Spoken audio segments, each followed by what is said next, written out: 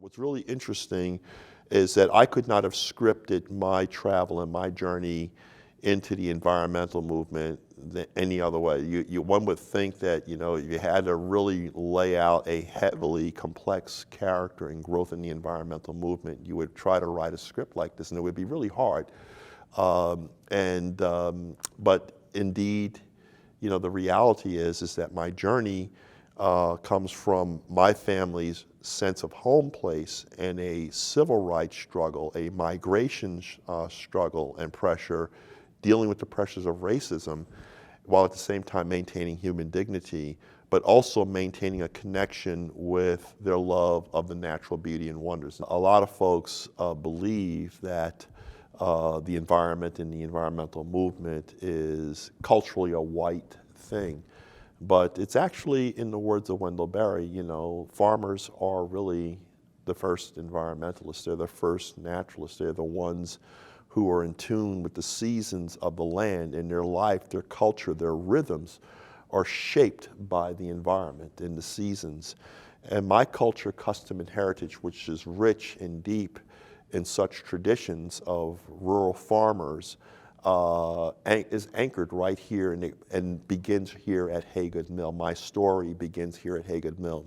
And it's a very powerful story to tell in the sense that when you talk about culture, custom, and heritage and being anchored into the land, which is the core and essence of environmental stewardship, reflects also the complexity of the various institutions that shape our societies to this day.